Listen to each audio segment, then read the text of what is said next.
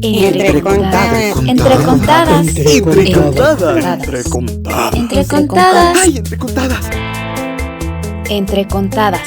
Entrevistas a narradoras y narradores. ¿Qué tal? Bienvenidas y bienvenidos a Entrecontadas, una sección de entrevistas de la Red de Narradoras México.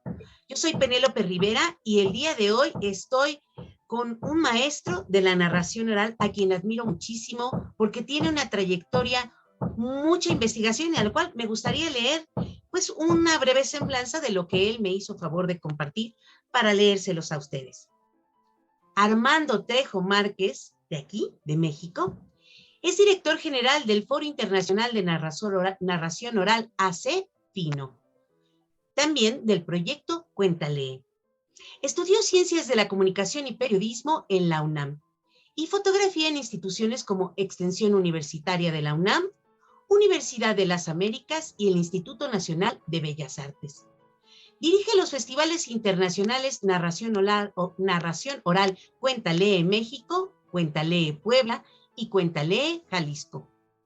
Se vinculó a la narración oral en 1988 como coordinador de la Cátedra Iberoamericana de Narración Oral, SINOE, impartiendo cientos de talleres de formación en Argentina, Colombia, Costa Rica, Cuba, España, México, Panamá, Perú, Uruguay y Venezuela. Ha participado en el Festival Internacional Cervantino aquí en México, Festival Iberoamericano de Teatro de Cádiz, Festival de Otoño de Madrid y Teatralia Festival de las Artes Escénicas para Niñas y Niños de la Comunidad de Madrid, entre otros. Se ha presentado en el Centro Cultural de Villa y Casas de América de Madrid, en el Teatro Calderón de Valladolid o el Teatro Principal de Olot, Cataluña, España, en Gran Teatro de Cervantes en Buenos Aires, Argentina, Teatro Nacional de Panamá en el Teatro Degollado de Guadalajara, Teatro de la Ciudad Esperanza Iris y Palacio de Bellas Artes aquí en México. Ha colaborado con instituciones académicas y culturales iberoamericanas en México, con el Instituto Nacional de Bellas Artes a través de la Coordinación Nacional de Literatura, la Secretaría de Educación Pública en Cátedra Extraordinaria José Emilio Pacheco de la UNAM, Universo de Letras, el Instituto de Investigaciones Dr. María José Luis Mora, el Fondo de Cultura Económica, el Instituto Nacional de Antropología e Historia, el INA, el Instituto Panamericano de Alta Dirección de Empresa IPADE, la Feria Internacional del Libro de Guadalajara, A Leer IBI México, y en América en la Universidad Nacional del Litoral, Foro de Arte Joven Argentina, Instituto Nacional de las Artes y Cultura de Panamá, Unión de Escritores y Artistas de Cuba, Fundación Alejo Carpentier, Cuba, Universidad Simón Bolívar, Caracas, Venezuela, Museo de la Memoria en Montevideo, Uruguay, en España, con la Universidad Complutense y Carlos III, Casa de América, Bibliotecas de la Comunidad de Madrid, Escuela de Teatro Santa Cruz de Palma y con la Fundación SM en el Congreso de la Lengua de Toledo. Es colaborador de la Asociación Mundial de Educadores Infantiles, AMEI, WAS, World Association de Early Childhood Educators, España. Recibió el premio UNEAC de la Asociación de Artistas Escénicos de la Unión de Escritores y Artistas de Cuba 2019. El premio Iberoamericano Chamán del Ayuntamiento de Argimés, Canarias y SINOE, España.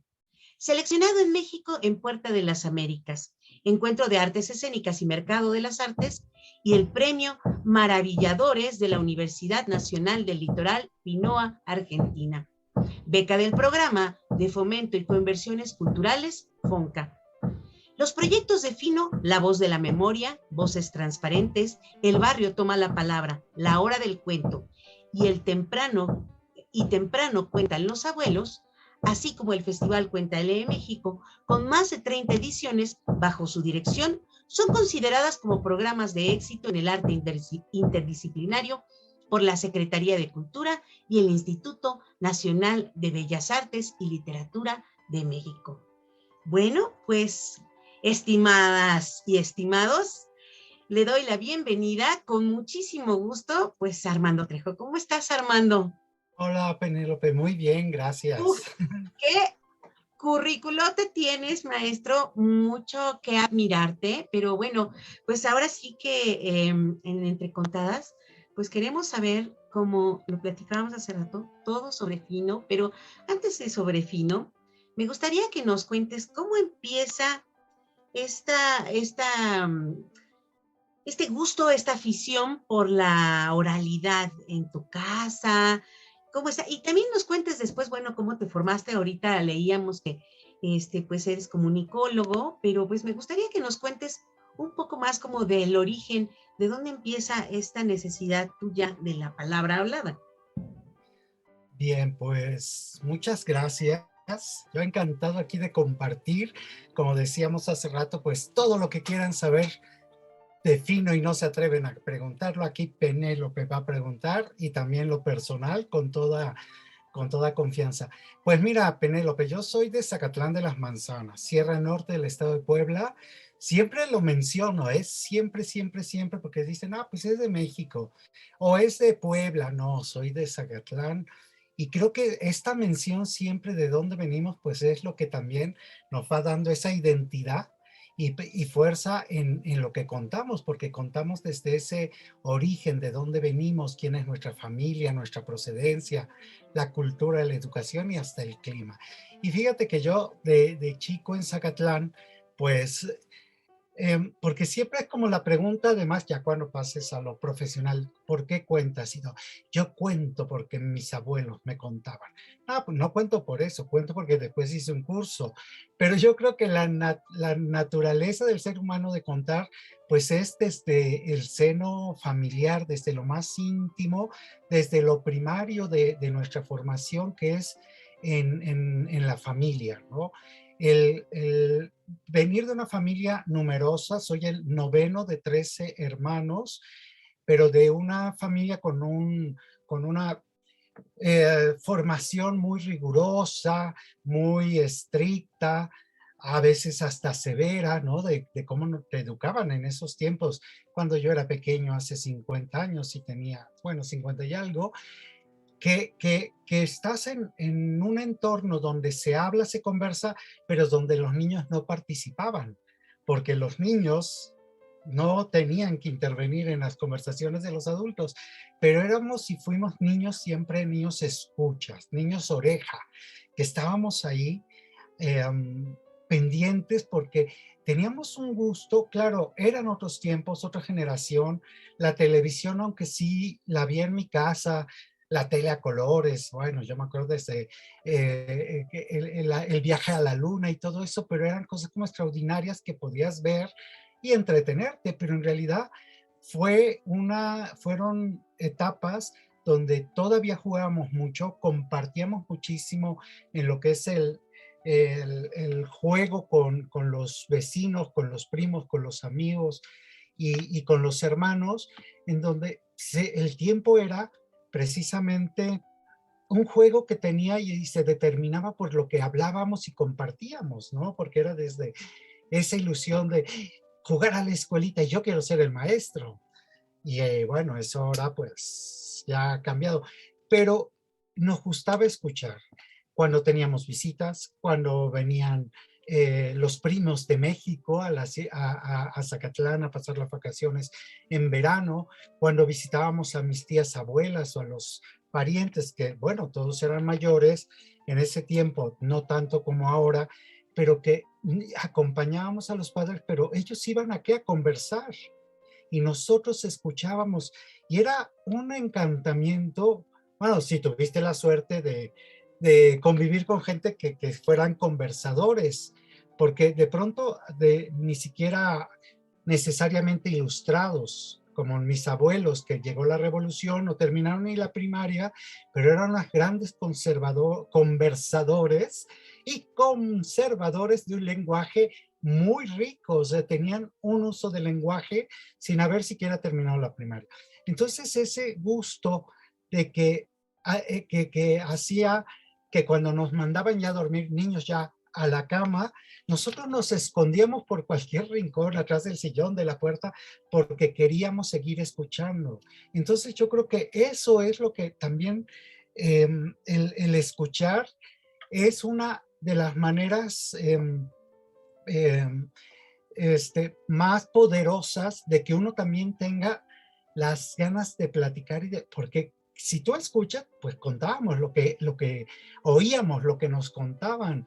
Entonces era esa como réplica que no era con los adultos, pero sí era con los demás. Y yo creo que eso te marca muchísimo. O sea, que escuches, que, bueno, porque a una edad antes de la primaria todavía no sabíamos leer, pero ya escuchábamos, nos gustaba contarlo con los otros, con los que podíamos contar, y yo creo que desde ahí empieza también un ejercicio de fabular y de inventar, ¿no? Porque entre las historias que oyes y ya si tienes un cierto ingenio o esa inocencia de la infancia, pues ser un poco fabuladores. Y lo otro es que yo visitaba a mis tíos abuelos, o sea, también una generación que hablaba mucho con los viejos viejos, y nos encantaba ir con la tía abuela, que pasábamos unos días en verano porque no se quedaba sola, y nos contaba historias, anécdotas, y nos cantaba canciones de la revolución. Y nos llevaba a misa también de 5 de la mañana con el frío que hace en Zacatlán y la neblina, y te contaba historias de eso, ¿no? De cómo la neblina y desaparecía la gente entre la niebla, y que los que salían entraban a misa y no eran devotos cuando salían, o ya nunca salían. O, bueno, unas historias que eso te va nutriendo, ¿no? De querer contar y de saber. Pero algo que acompañé muchísimo fue a mi abuela materna, que ella le gustaba tejer ganchillo, ¿no? Entonces yo le iba a ayudar con la hilaza, ponía mis manos así, con la hilaza, y se la iba moviendo, ella iba jalando para hacer su madeja. Pero esa madeja que hacía iba acompañada de qué? De historias, Penélope. Historias que, te digo, una persona que no terminó la primaria, que ya tenía ahí más de 70, 80 años, y te contaba unas historias del pueblo, de la revolución, cuando llegaron los federales, cuando iba al molino al Nixtamal, cuando atendía su tienda, cuando la tuvo que cerrar, y todo eso, y luego las repetía además. Y ella no hizo ningún curso en narración oral escénica, ni se pudo apuntar, porque pues todavía no se hacía ese ejercicio, sino era esa oralidad casi primaria que los antropólogos definen como una oralidad primaria, porque posiblemente llegaron a tener la radio, pero tampoco es que se pudiera escuchar todo el tiempo, ni era algo como cuando llega la televisión, que ya de alguna manera invade los espacios, o ahora lo audiovisual. La radio, si acaso. Leer, pues leían poco, porque ¿qué podíamos tener o qué tenían los abuelos? Las enciclopedias. O sea, no había así como la literatura, porque eran las enciclopedias y selecciones de Rigersdacher que llegaba por correo a los seleccionados entre millones de personas que tenían la fortuna, ¿no? O de llegar el diario de Puebla o de México, pero pues llegaba al término del día o al otro día, y que leían los padres, pero fue una sociedad y una etapa, creo, muy oral, desde la oralidad casi primaria y suprema de nuestros abuelos y tíos abuelos, que conversaban, que hablaban, que nos contaban. Y yo tenía una fascinación de ir y escuchar sus historias. Luego, ya más adelante, pero tiene que ver también el que me tocó en una etapa, antes de llegar a la universidad, que ya contaré esa etapa después, de estar casi un año acompañando a mi abuelo paterno, que imagínate, él había acompañado a Venustiano Carranza, él en su moto, escoltándolo cuando pasó por Puebla para, este, para este sitio en la sierra, que se me fue ahora el nombre, y entre otras historias de haber tenido una diligencia, de haber fabricado armas o sea, siempre contando, siempre contando. Y eso, pues es algo que tenemos una generación de saber y querer escuchar. Entonces yo creo que eso es lo que, y yo era, fíjate, bueno, soy, porque eso no se cura, soy extremadamente tímido. Yo soy una persona timidísima, pero claro, en confianza, que era con los de mi edad, con los vecinos amigos, siempre fui parlanchín y como decimos en Zacatlán, decían las abuelas, no seas visionudo, no seas chimpleto, no seas ocurrente, porque pero era porque no teníamos una participación con adultos. Entonces, ¿tú en dónde te sientes en confianza? Pues con la gente de tu edad. Y ahí siempre sí fui muy hablador, muy participativo y demás, pero no, ya cuando me ponen a concursar en oratoria en la primaria, pues me bajé llorando, todo frustrado y acomplejado de que quise aprender de memoria el discurso, porque eso también lo cuento después, porque pues lo que va a pasar también en nuestra formación escolar, pues las formas en que nos fueron enseñando cómo aprender en lo que tiene que ver con la enseñanza en la primaria principalmente, ¿no? Pues eran unos métodos de memorización y no de memoria. Y es algo que creo que ahora aportamos mucho, sobre todo cuando trabajamos con formación del profesorado. Cómo enseñarnos a aprender, a comprender y apropiarnos el conocimiento, aunque había materias que no nos gustaba, pero no era todo así como que... Y imagínate, concursar en oratoria, ¿quién hubiera pensado que yo hubiera concursado en oratoria, no? A lo mejor, y con ese trauma nunca hubiera llegado aquí hasta que me crucé con un curso de narración oral que sí me ayudó. Pero ese es, yo creo, cuando he reflexionado durante tantos años, porque cuando escuchas que gente que nunca en su vida contó ni nada, y ya su justificación, no, yo cuento porque mi abuelo me contaba. Bueno, pero para ser un profesional, aunque te hubiera contado tu madrina. Sí, definitivamente. Ahorita me hiciste pensar en varias cosas. Una, como en estas reuniones familiares en donde la oralidad se construye en casa, porque es la manera de comunicarse desde lo cotidiano hasta las fiestas grandes, donde la comida se vuelve el corazón de la charla o la sobremesa eterna y cosas así, que creo que las familias grandes de antes eso tenían, ¿no? En donde se construía esto. Y otra cosa que ahorita comentaste, que creo que sí ha cambiado mucho, y que antes me parecía importante, es que había muchas actividades de oralidad, de oratoria, y que creo que había un fomento a eso, al expresarse a través de la oralidad. A lo mejor era poesía antes o eran ensayos, otros discursos, sin embargo, había un compromiso de parte de la educación para hacerlo constantemente, ¿no? Y creo que a ti te tocó, a mí también me tocó una partecita, y bueno, creo que eso también contribuye mucho a que uno a lo mejor ya es platicón y bueno, y eso. Pero acabas de decir algo que me parece de suma importancia, que es que a lo mejor uno puede ser un excelente charlista y platicón, pero la formación es súper indispensable. Pero ahorita nos cuentas un poco como de cómo llegaste, pero me gustaría que nos platiques.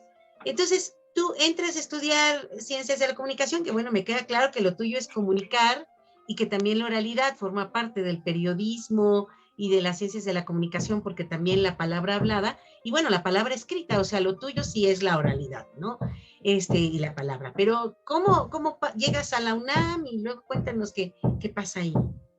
Bueno, yo hice el kinder, la primaria, la secundaria y la prepa en Zacatlán. Cuando yo decido que iba a estudiar, bueno, quiero decirte, entre las cosas que hacía de niño, ¿sabes que me gustaba mucho? Hacer títeres. O sea, no teatro porque yo era tímido. O sea, como representar, aunque ya en la secundaria tenías que participar, ¿no? Y era horrible porque eres tímido, que el teatro, que la oratoria, que decir un poema, que luego pues yo creo que ya son formas un poco arcaicas de cómo se hacía eso, o sea, porque eso no es así de sencillo. Yo creo que para eso hay que tener una memoria prodigiosa y no hay que tener necesariamente una memoria prodigiosa para ser narrador, pero sí un buen uso de la memoria. Entonces yo era, algo que me gustaba mucho era hacer títeres. Y yo montaba mi teatrino, invitaba a mis amigos, a los vecinos, a mis primos, y bueno, con pensión completa, ¿no? Porque, y los invito a comer, y luego mi mamá sí se veía con un montón de escuincles que yo había invitado, de eso que nunca pedías autorización, pero me gustaba porque era algo que que también yo pensé en algún momento estudiar escenografía, porque me encanta el teatro, me encanta verlo, y toda esa construcción del espacio, de la escena, de otros tiempos y demás, me encantaba. Entonces, ahí pues era el teatrino del, de los títeres. Y como mi familia pues es en Zacatlán, pues son industriales y demás, pues vivir en un espacio donde además en vacaciones nos tocaba ir a la fábrica de mi familia, ¿no? Porque ahí eran vacaciones, ese rigor, ¿no? De tienen que ir a la fábrica en vacaciones, mediodía, y hasta nos pagaban la raya. Pero tenías como ahí también una posibilidad de inventar, de que te ayudaran a soldar un teatrino, a hacer alguna escenografía, porque tenías todo para hacerlo, aunque ibas más a jugar, pero era como la disciplina de ir a trabajar, porque aquí las vacaciones casi no se usan en los pueblos y con familias trabajadoras.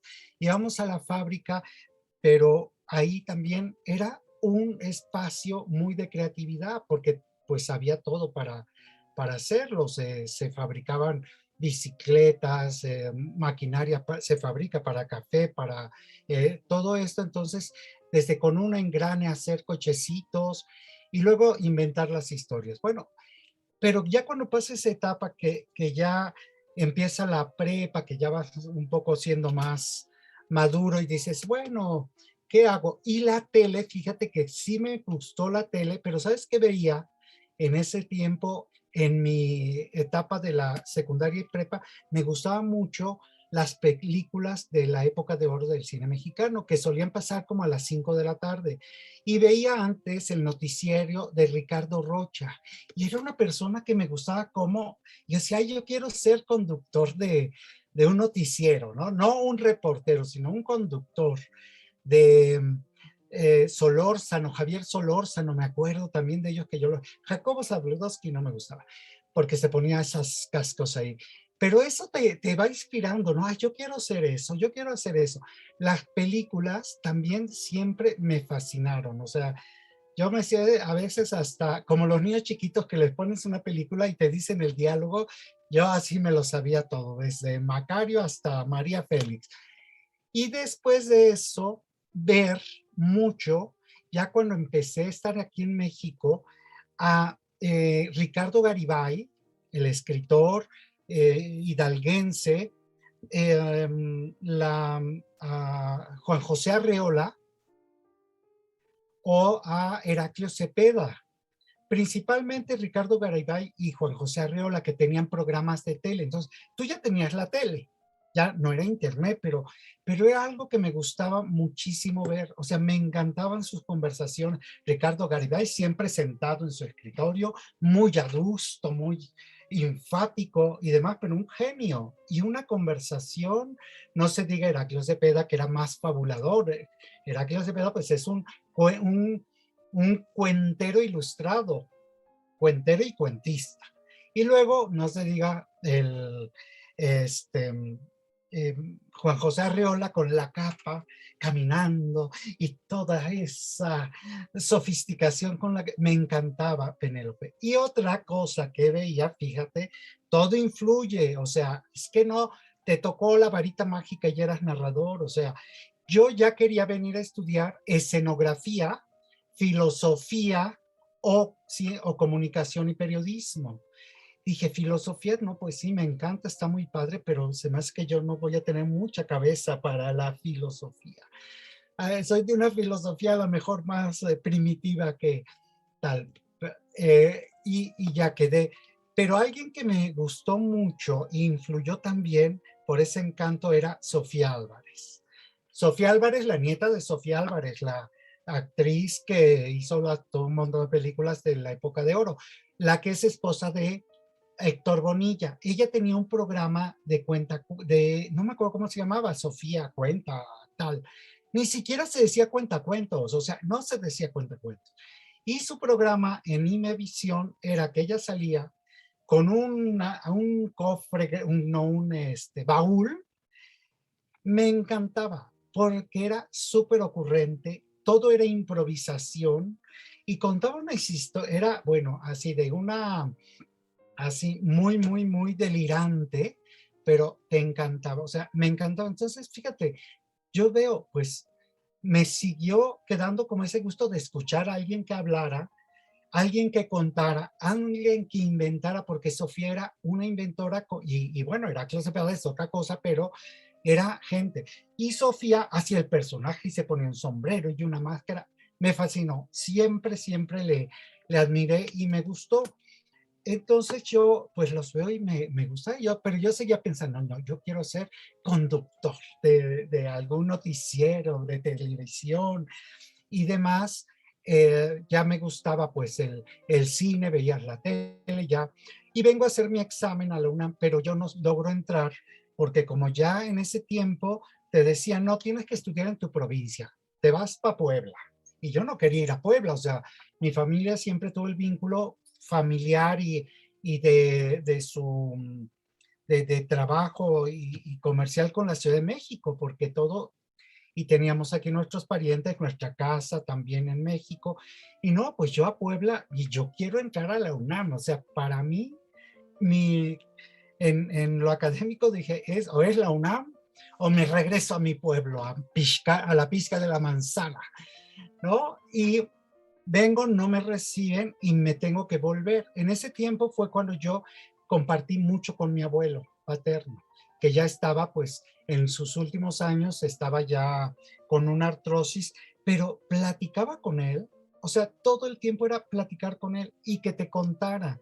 Y fíjate, yo para entretenerlo a veces me ponía una capa y hacía de Juan José Arriola con un sombrero, o sea, ya lo imitaba y todavía veía, o sea, siempre como algo que fue muy intuitivo, pero que era orgánico, ¿no? Como esa tal, porque mi papá decía, claro, nosotros, la familia industriales y muy conocidos en Zacatlán y en Puebla y fabricantes y tal, ¿y tú qué vas a estudiar? Entonces, cuando veía que hacíamos cosas, ¿a poco vas a hacer teatro? ¿O vas a ser teatrero, no? Como esa de que, o filosofía, todavía sí, ¿no? Como que no, de pronto porque mis hermanos habían venido al Politécnico y iban a ser ingenieros, ingeniero mecánico, todo lo que era de la época, pero como una ingeniería, o si no, pues a lo mejor otra carrera, pero así como filosofía, o vas a estudiar teatro, vas a ser teatrero, que es típico, que antes decían, tu mamá te iba a decir, vas a ser cómica, y que eso ya era casi una vedette encueratriz, ¿no? Y se descalificaba, habiendo además tanta actor, pero claro, a ti no te ven, o sea, una visión de esa generación era que pues eso casi era entrar en un mundo banal y de perdición. Y yo le dije a mi papá, bueno, no, yo voy a estudiar ciencias de la comunicación y periodismo en la UNAM, me quedo con mi abuelo ese año, eh, y te digo, pues como otro ejercicio, porque de verdad, Penélope, hablar, hablar, hablar, hablar. Eh, yo vengo, entonces estoy con mi abuelo, pero yo llega un momento, le digo a mi abuelo, abuelo, me tengo que ir porque me voy a ir a la UNAM, pero quiero irme antes para prepararme. Ves que ya daban cursos, que entra tal, yo ni vine en ningún curso. Yo llego a Ciudad de México, que sí había venido mucho, pero de paseo y de visita y demás vacaciones, pero yo vengo, imagínate, una oferta de actividades y de opciones para alguien que viene de un pueblito serrano hace 40 años. Ay, sí, ya tiene mucho, porque tengo 57 y tenía, hace 40 años, ¿qué había en Zacatlán? O sea, deporte era educación física que no hacíamos porque siempre hacía frío y estaba nublado y había llovizna. Recreativo, el cine, pero el cine era el día del niño que te iban a llevar las películas de Capulina o El Santo contra las momias de Guanajuato, porque lo que pasaban allá eran las ficheras y esas en un cine de pueblo que no ibas, o sea, no ibas al cine. Sí tenías la tele, teníamos la fortuna de tener mi papá siempre le gustó filmar, entonces tenía su cámara de 8 milímetros, pero te cansas de ver las películas de cuando te bautizaron, de cuando tu primera comunión, de tu cumpleaños, o sea, Y teníamos una de Mickey Mouse, como dos de Walt Disney y otra de vaqueros, pero era eso lo que podía ver en cine. Pero yo vengo y ves, bueno, en Zacatlán tampoco podías estudiar, solo estaba la normal del magisterio para educación primaria y de la secundaria, o sea, ni siquiera podías hacer la prepa, de la secundaria pasabas a la normal. Y eso también no fue bueno para el pueblo y la región porque había una oportunidad de que se formara alguien que nunca iba a poder salir de Zacatlán, ni siquiera Puebla, ni siquiera hacer ahí la academia de corte y confección o la academia de contaduría, que eran las dos que había, porque pues no había algo que te garantizaba, era entrar a la normal secundaria, normal 3 años y salías con plaza tal. Entonces, mucha gente allá pues tuvo esa posibilidad, pero yo también veía que no todos tenían la vocación, que era una cuestión pues de una única oportunidad o de pronto pues aquí me quedo. Yo, yo sí pude y dije, no, pues yo sí quiero irme a México, quiero hacer una carrera, terminé la prepa, vengo y veo acá en México, llego, bueno, fascinado. El montón, y ya había, porque estaba cultura del ISSSTE, imagínate, todavía el ISSSTE, no sé si ahora, porque ahora le dicen el ISCLE, tenía su dirección de cultura y teatros, el ISSSTE, el IMSS, Socicultur, que ahora es gobierno de la Ciudad de México, bueno, todas estas instituciones, y no se diga el IMBA, Bellas Artes, la UNAM, yo llego y bueno, me apuntaba todo, en el Chopo, en Extensión Universitaria de la UNAM, en Bellas Artes, en Cultura de Hacienda, bueno, entonces sí sé, títeres, grabado, teatro de sombras, taller de sexualidad, imagínate, taller de redacción, taller de periodismo, o sea, todo lo que podía, yo me apuntaba. Bueno, hasta de inglés, que yo no sé ni pronunciar. Y otra cosa, porque mira, esto lo digo en broma, pero como se decía en los pueblos, porque mientras te casas, hasta un curso de computación en el Centro Nacional de Cálculo del Politécnico Nacional, allá en Zacatenco. O sea, así como, me vengo a ilustrar, me vengo a formar, un curso de computación que era con tarjetas perforadas en unas computadoras que parecían refrigeradores. Entonces, hasta eso me toca, fíjate, estudiando eso, que yo iba a Zacatenco, me toca el terremoto del 85 en pleno trayecto a Zacatenco, ahí en el metro Allende, que esa es otra anécdota, ¿no? Pero que, híjole, fue de las más fuertes de la vida. Que me querían mandar los espíritus de Zacatlán para beberlos y que no se me derramara la vida. Pero bien, yo hago todos estos cursos y entre esos cursos veo uno de narración oral escénica que se daba en los talleres de Coyoacán. Los talleres de Coyoacán es un centro cultural que tiene muchos años, que se dedica todavía más a la danza, fíjate. Entonces yo veo eso, pero a la vez había un taller de narración oral en el Museo Universitario del Chopo, de la UNAM. Y yo, pues mira, la verdad que fue casual, porque yo me cruzo con Garzón en uno de esos y claro, me invita que están las inscripciones y yo me apunté al taller de narración oral escénica de Garzón. Esto fue en el año 1988, fue septiembre del 88 y septiembre, octubre, sí, fue septiembre, sí, fue septiembre del 88. Entonces, yo ahí me apunto, voy a ver de qué se trata, porque narración oral escénica, a lo mejor más ni siquiera por lo oral, o sea, ¿sabes? Como que de pronto lo escénico, pues debe ser algo así como de teatro, ¿no? Y de títeres, pero, y yo voy y pues claro, descubro este mundo de que el arte de contar cuentos, que la narración oral, que ya había un grupo en Santa Catarina que había empezado en el 85, que Garzón había llegado en el año 85 a dar los primeros talleres, invitado por el INBA, por la Coordinación de Literatura, a través de Guillermo Samperio y Felipe Garrido. Ellos conocían a Garzón porque Garzón era director de divulgación de Casa de las Américas en Cuba. Una persona muy conocida, muy reconocida, y además como dramaturgo, comunicólogo, poeta. Él ya había escrito un montón de libros que están aquí en sus bibliografías sobre monólogo teatral. Los principales libros de la época del monólogo teatral iberoamericano los hizo Garzón y ya tenía como 20 libros, porque además había una posibilidad de esas publicaciones que siempre fueron muy importantes en Cuba. Entonces, claro, Garzón lo invita, la coordinación de literatura, como poeta, no como narrador, porque Garzón en ese tiempo, 85, todavía no era así como que reconocido de que el narrador Francisco Garzón.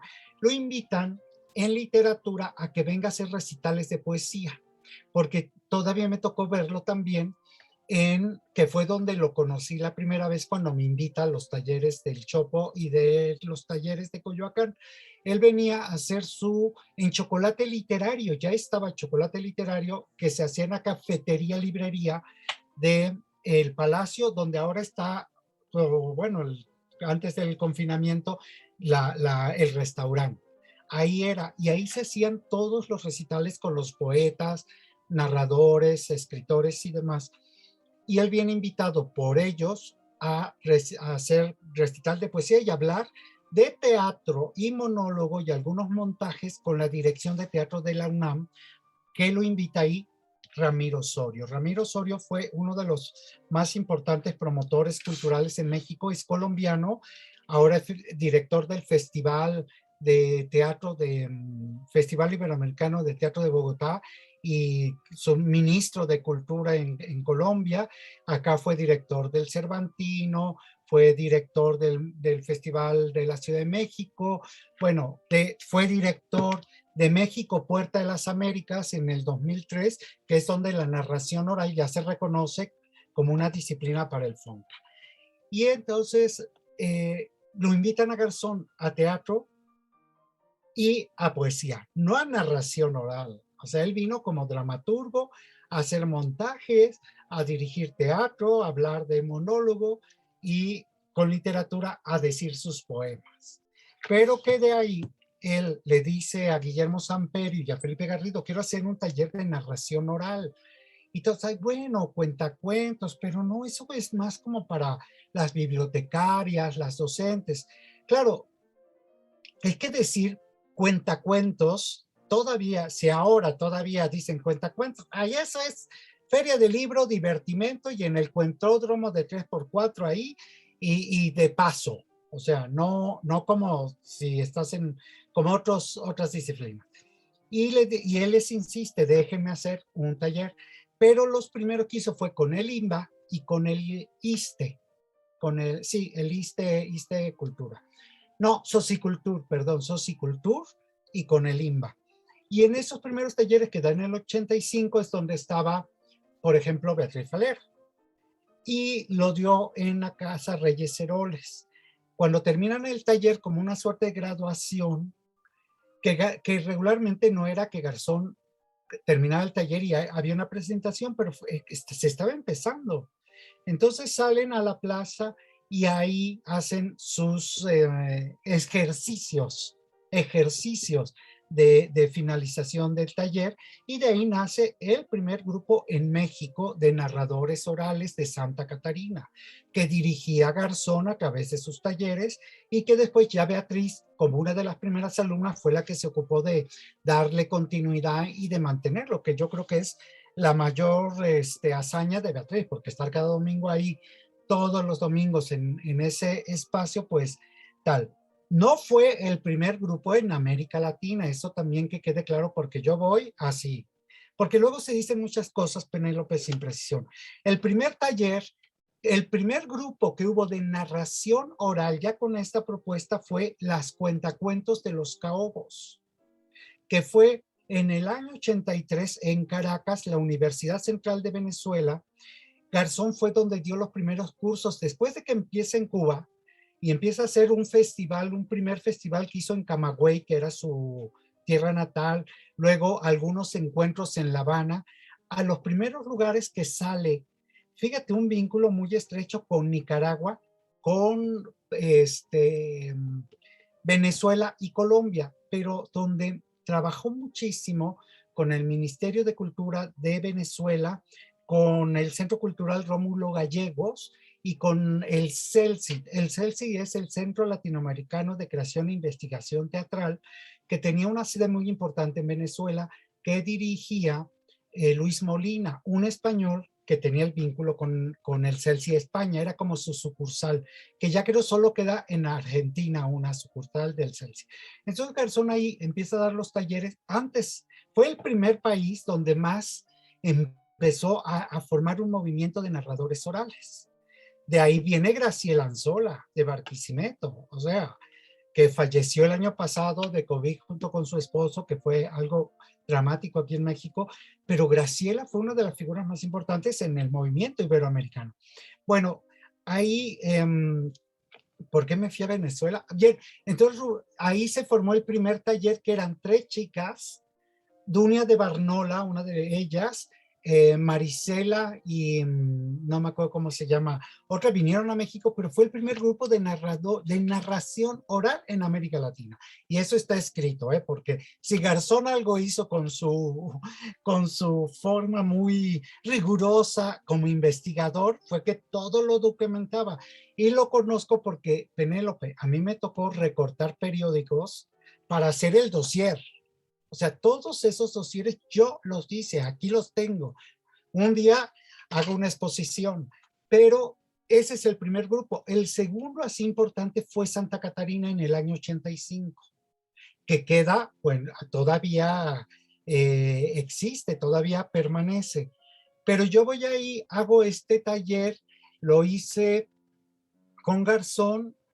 Claro, yo me quedé en blanco la primera vez, o sea, porque además Garzón tiene, y en ese momento todavía más, muy riguroso y muy severo en la formación, ¿no? Entonces, claro, yo sí me encanté, y en el año 88 ya fui al primer festival, y tengo eso, voy a hacer, ahora en Facebook, voy a hacer unos dossier, también como para que la gente conozca, porque luego creen que empezaste ayer. Pues ya, si todo el mundo pone, pues para que se enteren. Yo salgo por primera vez a La Habana a un encuentro que hace Garzón, donde yo conozco a Alicia Alonso, la bailarina, a, Eusebio Leal, que era uno de los más importantes, es director del Museo de la Ciudad de La Habana, al ministro de Cultura, porque Garzón hizo un primer encuentro de narración oral en Cuba y se lo presidía Alicia Alonso, porque ya en Cuba ya había como fraguado esto de que era un proyecto cubano, de una propuesta de un cubano que renovaba el antiguo arte de contar cuentos. Y eso es así, eso es así. Entonces yo voy en ese año a Cuba y luego voy a Venezuela, no es cierto, a Colombia, a mi primera invitación ya oficial, así como Armando Trejo, todavía con los bigotes de leche, a el Festival de Teatro Popular de Bogotá. Voy con Garzón y voy con María Eugenia Llamas La Tucita, que fue una figura muy importante aquí en México para la narración oral. Te quiero decir, fue el primer espectáculo de narración oral que se llamó Cuento con la Vida, que hizo María Eugenia Llamas, que le dirigió Garzón y que presentaba Heraclio Cepeda. Y hay un video que le hizo María Victoria, su hermana, cuando estaba como productora de Imevisión y de Canal 11. Entonces, La Tucita, que es donde yo la conozco en Bogotá, porque voy con Garzón, llega La Tucita, participábamos en ese Festival de Teatro Popular en el 88, hacia noviembre, diciembre, y Garzón para ahí ya me había puesto a investigar, vas a hacer tú, te toca conmigo un taller de improvisación, no de narración oral, Así que te pones a estudiar todo lo que tenga que ver o sepas sobre improvisación y sobre todo de teatro.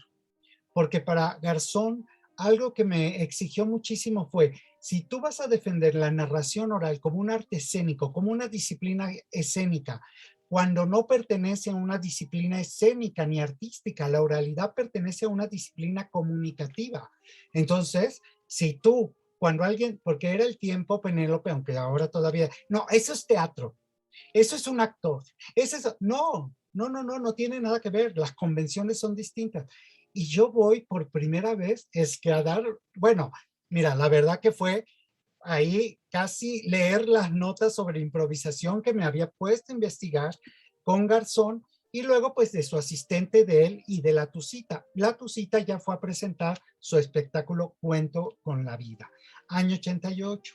Luego yo empiezo a trabajar con Garzón, pues de eso, de asistente, secretario y office boy, ¿no? Desde alguien dijo, es el que le carga el portafolio. Bueno, sí se lo cargaba y le ayudaba porque fue una persona muy, con quien mantuve una relación personal muy estrecha, porque empecé a trabajar con él, me empecé a formar con él y además a la par iba haciendo mi carrera y terminándola, porque ya mi servicio social es en el 89 porque yo me atrasé, porque se hacen los primeros encuentros de narración oral en México en el Centro Cultural El Juglar, que eran muy pequeños, ya venían alumnos de Garzón, de Hidalgo, de Puebla, de Monterrey, pocos alumnos, pero se fue haciendo así ese movimiento, ¿no? De narradores orales en el que se fue sumando mucha gente, muchísima porque Garzón dio muchos talleres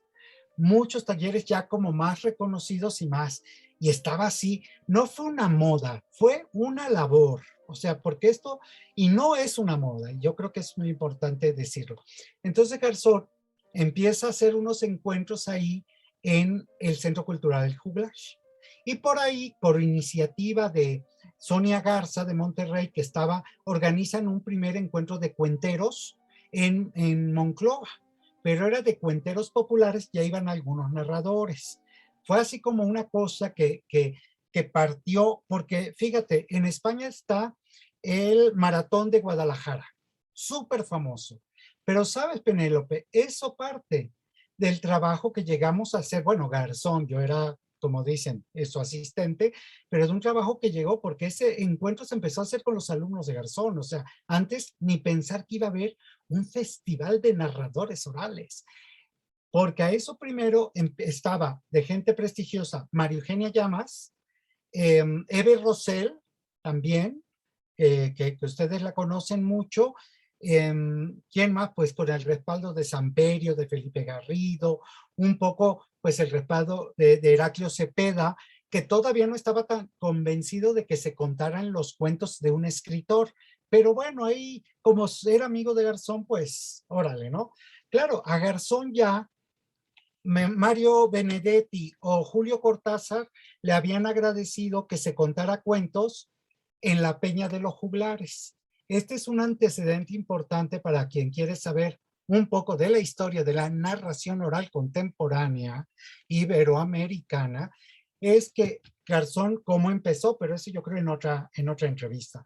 Pero sí es fundamental, Garzón en los años 70 empieza con una experiencia que no tenía que ver con el arte de contar, sino era de la conversación, la poesía y la música, con Teresita Fernández, que es una trovadora, que era como una suerte del cri-cri cubano. Y con el respaldo de Casa de las Américas, ahí Garzón hacía entrevistas y conversaba a Julio Cortázar, a José Emilio Pacheco, a la cosmonauta soviético, a los más importantes intelectuales de América Latina, sobre todo que apoyaban mucho Cuba en los años 70 por revolución. Entonces aquí Garzón es donde empieza a interesarse años 70 sobre el arte de contar cuentos, donde encuentra a Ide Arteaga, a Mayra Navarro, donde lo mandan a buscar estos libritos de la Biblioteca Nacional de Cuba, José Martí, y entre muchos otros autores, y en donde Garzón ve de que sí hay una metodología, que sí hay unas técnicas y que sí hay propuestas sobre cómo contar historias y cómo la narración oral era un arte en sí. pero desde propuestas escandinavas, sobre todo del siglo XIX, que habían hecho otros autores, sobre todo escritores, bibliotecarios y algunos maestros. Entonces él ahí es donde empieza esta cosa, pero eso es otra historia que podemos contar y que es bien importante, Penélope. Otro día hablamos así como de cómo Garzón decide, voy a contar un cuento, cómo saqué un títere, cómo no lo saqué, cómo que no memoricé, y cómo había todo una bibliografía, pero claro, también una bibliografía que pertenecía a una sociedad casi de oralidad primaria.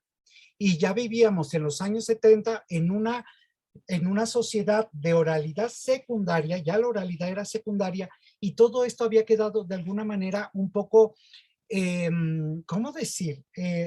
No vigente, porque son vigentes, porque hablan de oralidad, pero también planteado para una sociedad donde todavía no había ni radio, ni tele, ni nada audiovisual. Entonces, algo que Garzón siempre decía, tenemos que evolucionar, no involucionar. Es como la medicina. Ya no se opera igual que hace un siglo, ya no te operan igual que hace 30 años, ya todo eso ha evolucionado, la ciencia, las técnicas, todo. La oralidad tiene que evolucionar. ¿Cómo evolucionar? No con artificio, sino cómo te enfrentas a una sociedad que ya no es de oralidad primaria, que ya no es de oralidad siquiera solo de escritura, donde todavía la escritura era y tenía una valoración, sino que es una sociedad donde ya empieza a involucionar. Entonces, yo llego con Garzón, tomo los talleres, empiezo a apoyarlo y se organiza el primer Festival Iberoamericano de Narración Oral Escénica que se convoca en Caracas en julio de 2018, de 1989, con el CELCIT, el Centro Cultural Rómulo Gallegos, la Universidad Central de Venezuela y el Ministerio de Cultura de Venezuela. Y participaron más de 100 narradores, que muchos de Centroamérica, América Latina, algunos de España, y fue gente de México, Margarita Hoyer, Germán Argueta, ahí quien ya estaba, Eve Rosell, entre otros, bueno, Gerardo Méndez, que son ellos saben que decimos de los antiguos, ¿no? Pero se hace el primer gran festival.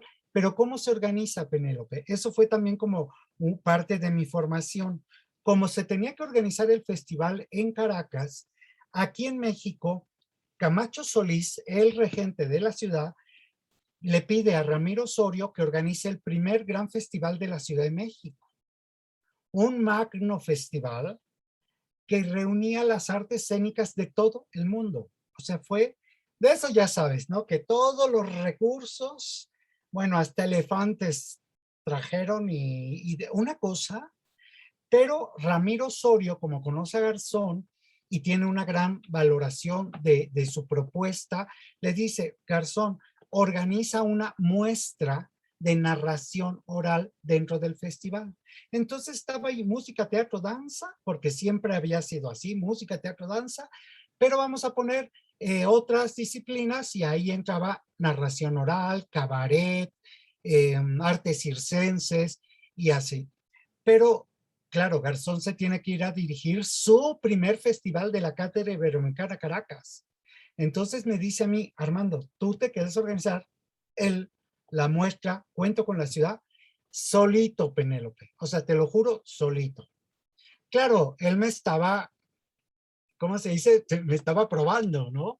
Así como que o lo sacas o no sigues en la cátedra. Yo me quedé solito, o sea, así solito como me ves, sin experiencia alguna de organizar. ¿Qué organizaba? Pues las fiestas y en Zacatlán, las despedidas de solteros de los primos y todos esos relajos.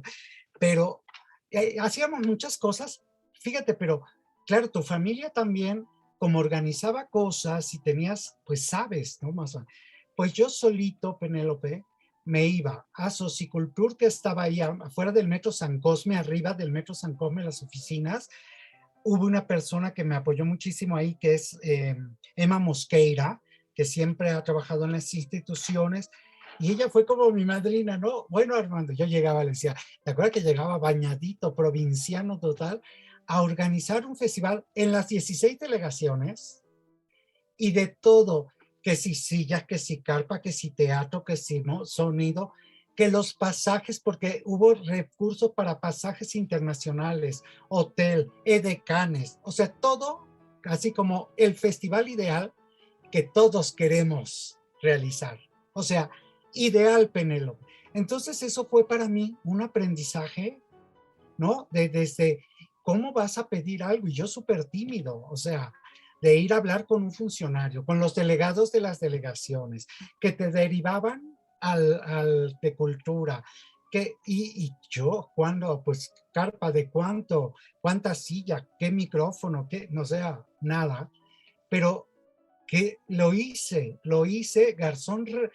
Entonces, dejo todo organizado, claro, me apoyaron mucho, me dirigieron bien ahí en tal, y se hizo este primer festival. Hubo de coordinadores, pues ya estaba Marilu Carrasco, Giovanna, Moisés Mendelewitz, se me había olvidado de los más principales de esa época y primeros que nos acompañó a las giras a España fue Moisés, La Tucita y Eve, ¿no? De los mexicanos. Luego, pues estaba Jairo Aníbal Niño de Colombia, las cuentacuentos de los Caobos, estaba también, por ejemplo, bueno, Mayra Navarro, no se diga, de Cuba. eh, bueno, ahí me iré acordando. Pero entonces viene, dejo todo organizado y me voy a Venezuela a coordinar con Garzón ese primer festival con más de 100 narradores en un montón de espacios, y fue una cosa y una experiencia preciosa. ¿Sabes lo que más me impresionó? Porque sí había visto a Garzón en sus funciones y en los talleres. Ya ver un festival y ver teatros enormes con, con un escenario vacío y que un narrador, o sea, fue de verdad, yo creo, como ahí donde dije, qué maravilla, más allá de la propia fascinación que teníamos por Garzón, porque Garzón era un genio y alguien que te cautivaba, ¿no? Su personalidad, aunque era severo y muy así, pero te cautivaba, o sea, por eso logró lo que logró. Ya después, y la gente tal y tal, y que no todos, y que también hay una leyenda ahí media fea y retorcida que no se merece nadie, pero que fue, yo creo, lo que más me impactó, de verdad, ver el primer escenario más grande, que fue en el teatro de la Universidad Central de Caracas, de Venezuela, Universidad Central de Venezuela en Caracas, enorme, y que salía ahí La Tucita, o Jairo Aníbal, o Garzón, solitos, vestidos de negro, porque ya Garzón ahí que el negro, que acá los gente ignorante y tonta, no, son ortodoxos porque van de negro. Digo, no, porque se nos está muriendo la esperanza de tanta necedad. No, porque Garzón siempre dijo, bueno, el negro es el color escénico, o sea, no tiene que ver con un rigor ni con una ortodoxia. Para la escena, y como se ha visto, pues es el negro, porque acá el protagonista es el cuento, la palabra, no cómo vas vestido ni que te tengas, porque eso ya se hace, y Garzón lo hacía, porque Garzón vino a montar aquí monólogos y teatro de unipersonal, con personaje redoblante, por ejemplo, fue de los más... Ahí tengo los libros de redoblante que hizo Óscar Ortiz, un actor mexicano que ahora está en Yucatán. O sea, Garzón sabía lo que hacía. Entonces, bueno, sí se puso riguroso porque quería que fuera como empezando con mucho rigor, porque si empieza débil, no estaríamos acá ni tú ni yo, Penélope. O sea, definitivamente. él tuvo esa visión de que o empezaba bien y con todo el rigor del mundo, porque si no íbamos a seguir siendo lo que se decía, actores frustrados, el patito feo de las artes escénicas, los cuentacuentos frustrados que éramos solo para las educadoras y las bibliotecas, porque se ha devaluado también mucho ese oficio. Y no es fácil. Un oficio muy importante es el de la educadora, o sea, es la primera infancia. Y te lo digo porque trabajo y colaboro con AMEI y con la formación del profesor, pero se veía así, ¿no? Como, no, pues, hay ser maestra, casi era ser niñera de guardería.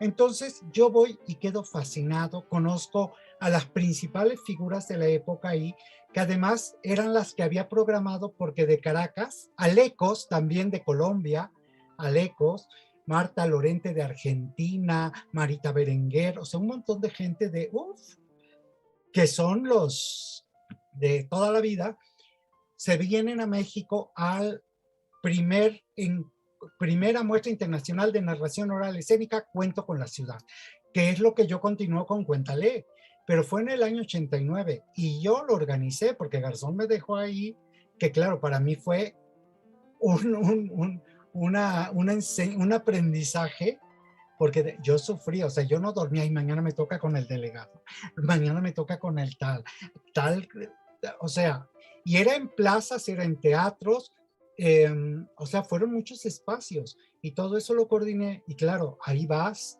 adentrándote y viendo que Garzón esto se lo había tomado muy, muy en serio, no solo desde lo teórico, que yo creo eso está bien para otra plática, porque creo que es importante que la gente sepa los antecedentes y que no es que, ay, el libro de Garzón, no, pues ya está. No, aquí hay una teoría que él reflexiona y por supuesto, nadie puede negar a que va a cambiar y que va a evolucionar. Él mismo lo ha hecho.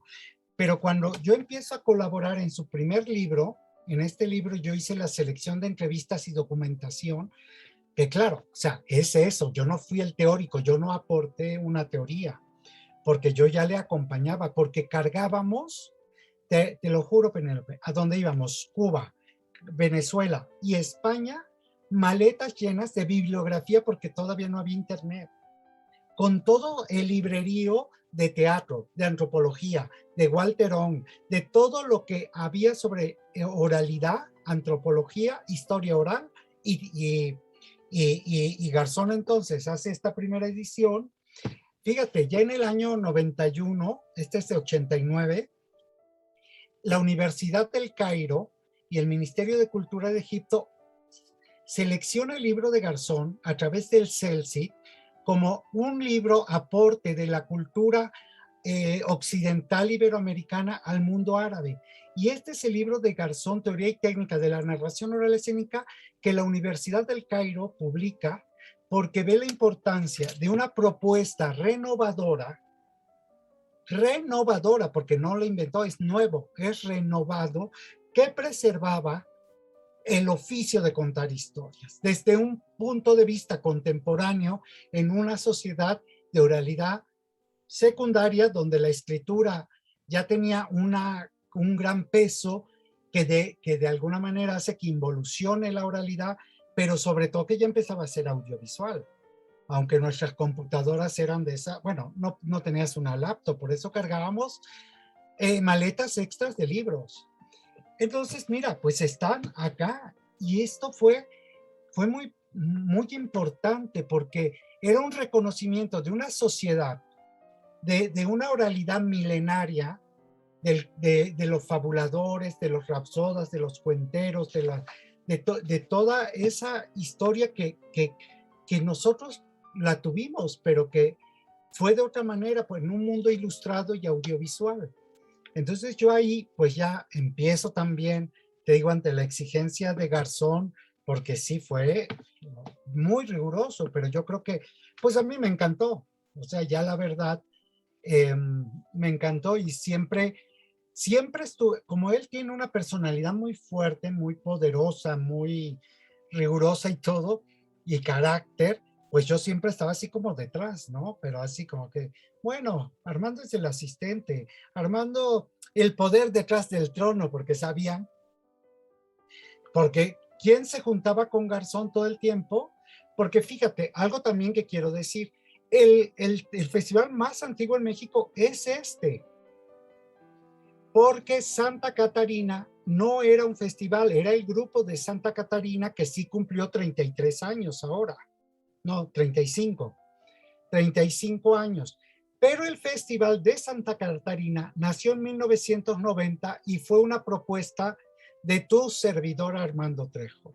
Y aquí está el folleto, que no hicimos, ¿cómo se llama? Compartir pantalla porque iba a ser muy complejo. Un folleto donde Beatriz Falero escribe precisamente, se acordó en la hoja de amena del Festival de Santa Catarina propuesta de Armando Trejo a realizarse con el grupo de Santa Catarina como primer festival nacional, porque Garzón también tenía esa visión, claro. El festival es de la Cátedra Iberoamericana Itinerante de Narración Oral Escénica, que no faltó. Ay, el extranjero que vino a hacer su festival y que hace el festival y es el... O sea, por favor, yo he estado viviendo en España muchos años y en otros países y creo que es la peor versión de la gente del nacionalismo así más rancio, ¿no? Pero Garzón hizo el festival y él propone, oye, pero es que este festival es el de él y yo soy el director. Y aquí ya hay un grupo, propuso que se formara AMENA, Asociación de Narradores Orales, eh, como primera asociación, y yo propongo, porque yo le dije a Garzón, yo creo que el Festival Nacional, que ya no es el tuyo ni el mío de la cátedra, pues que sea el Festival Nacional de Santa Catarina. Y el Festival Nacional de Santa Catarina, que lo dirija Beatriz Falero, porque es la pionera como narradora y como grupo. Y ahí ya nace, pero el Festival de Santa Catarina no cumplió 35 años, ¿eh? Eso que quede claro. Y yo creo que es serio decirlo porque te deja mal, sobre todo cuando tú tienes manera de solventar un argumento, decir, bueno, acá está el documento. Entonces, yo tenía todos los recortes, o sea, de lo que se hacía, bueno. Entonces sí, a partir de ese festival de Caracas, luego se hace el segundo festival en Monterrey con la Tucita, el tercero se hace en Barquisimeto, luego se hace en La Habana, luego se hace en las Islas Canarias, en Agüimes, en Gran Canaria, luego se hace otra vez en La Habana, luego se hace en Elche, Alicante con la Carátula, y así vamos itinerando el festival a la par que aquí se seguía haciendo la muestra, esa primera muestra del Gran Festival de la Ciudad de México, que ya pues era, si yo ya había hecho un festival en el año 88 solito, pues ya era como ahora, o sea, ya no cuesta mucho trabajo, tú sabes lo que es gestionar eso, pero entonces, si ya me hice uno, pues ya la muestra que era más pequeña, pues se siguió haciendo y así nace Cuéntale, que empieza con el Gran Festival de la Ciudad de México,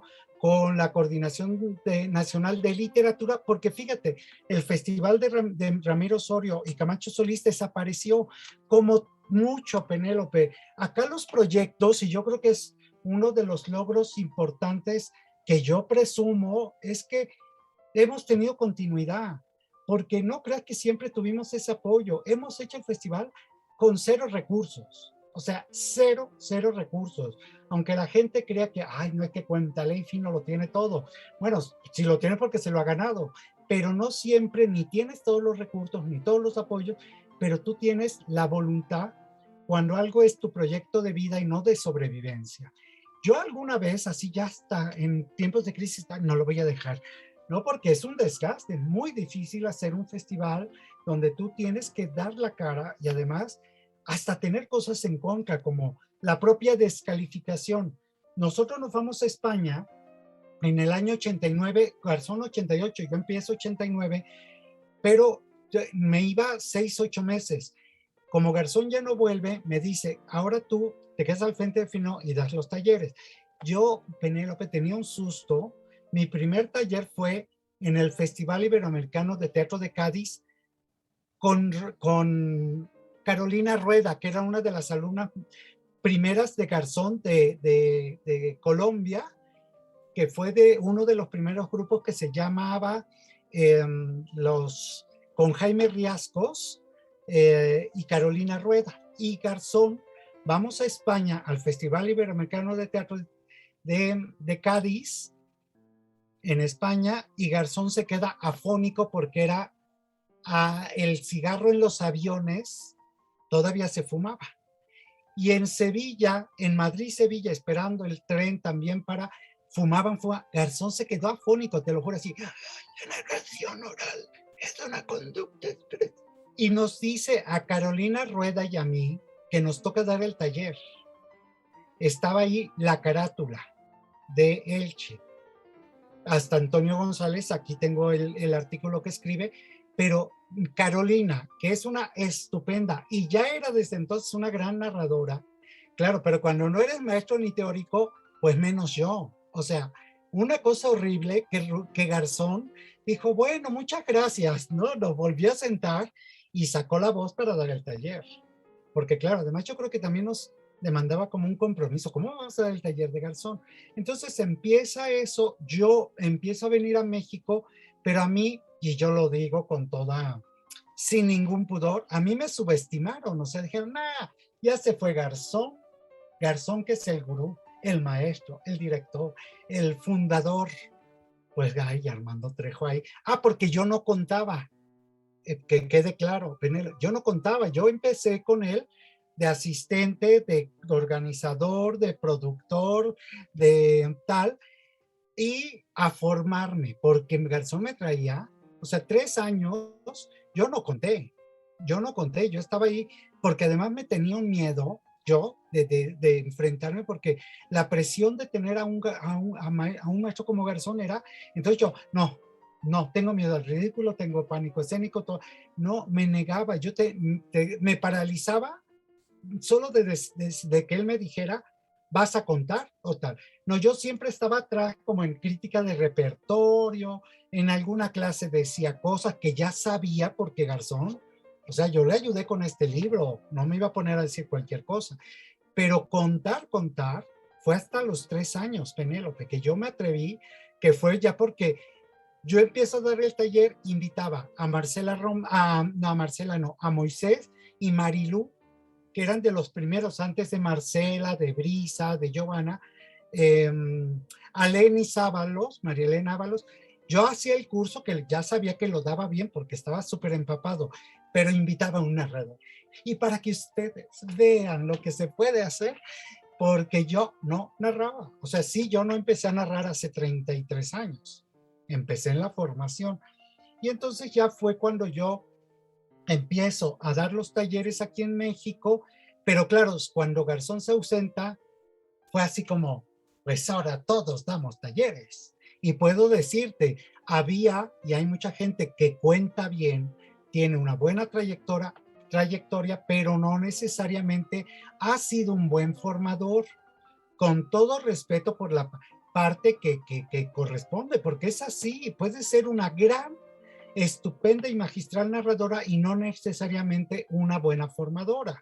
Entonces también ante la ausencia de Garzón y un poco de eso de, bueno, pero Garzón dice, pero yo, eso también ha hecho mucho daño, porque ante el rigor de Garzón, yo creo que algo que pasó fue, Penélope, la mediocridad y la falta de formación hace que entonces tú descalificas. No, es que Garzón dice que esto, no, es que ¿por qué no? Pero tampoco lo argumentaban. O sea, Garzón siempre tuvo una respuesta, un argumento y fundamentó por qué tenía o sugería que se hicieran las cosas de determinada manera. Entonces también empieza ahí como, yo te puedo decir, y si buscamos, y más ahora, cuánta gente da talleres, yo te puedo decir, que no lo voy a decir, por supuesto, porque no me va a poner ahora a cortar cabezas, para nada, pero yo te podría decir, ¿quién de verdad puede tener una facultad y una autoridad como para formar narradores? Porque esto, de verdad, Penélope, o sea, yo doy cursos, tengo 30 personas que vienen súper emocionadas con Armando Trejo de Fino, bueno, orgullosos. ¿Sabes cuántos se me quedan? 2 o 3, porque ven que yo no es uno, ni ¿cómo se? Bolsa de trabajo, ni que, esto es bien fácil y es bien bonito. Ni soy una asociación de que quiero miembros, no. Fino sí es una asociación civil, pero está conformada por integrantes que son narradores que pertenecen y representan también a Fino, pero no somos nada de que tenga que ver como con un gremio, aunque fíjate, funcionamos bastante bien porque siempre he sido muy claro. Yo creo que por eso mucha gente le saca a quedarse a Fino y entonces dice, no, es que si entras a Fino, ya no te van a dejar contar en ningún lado. Si entras con Fino, no te van a dejar hacer integración de las artes. Si entras en Fino, Armando te va a vetar. Y le han dicho, no te va a dejar ser. O sea, qué poca argumentación. Digo, no, en Bueno, Fino. que lo aclares, Armando, qué bueno que lo aclares. Pero ahorita nos seguimos de Fino y quería yo comentarte algo que me parece bien, bien interesante de lo que ahorita nos has platicado. Te tocó formarte en la narración oral y en la gestión cultural de la narración oral y en la investigación de la narración oral desde muy chiquito. O sea, ese es algo que creo que, qué bueno que lo compartes porque no lo sabemos. No lo sabemos porque te tocó la fortuna de haber coincidido con una persona y ser asistente, porque ser asistente es algo bien importante. Yo creo que se ha minimizado muchísimo ser asistente, en donde lo ven ahí, ay, es el segundo. No, el asistente hace muchas cosas, es el aprendiz. Y es el aprendiz que aprende de la técnica, pero también construye. Y vuelve, y es la plataforma para que el maestro pueda hacer cosas. Y no solamente un aprendiz, sino todos los aprendices que vayan. Y ahí, muchas gracias por compartirlo, porque creo que eso permite ver quién eres tú, no solamente como formador, que yo creo que te conocen mucho como líder de estos proyectos, sino como parte de la historia de la narración oral. Ahorita todo lo que compartes, wow, yo no hallaba manera de cortarte porque además eres un charlista maravilloso. Híjole, Ay, voy a estar oye, horas contigo aquí y buenísimo, ¿no? Pero ahorita nos cuentas de Fino porque me gustaría que nos cuentes un cuento. Vamos a dejar hasta aquí la primera parte de Entre Contadas con Armando Trejo. Pero ¿saben qué? El día de mañana exactamente, pueden ver la segunda parte. Y así enterarse qué es lo que hacen en Fino. Yo soy Penélope Rivera y nos vemos mañana. Red de Narradoras México.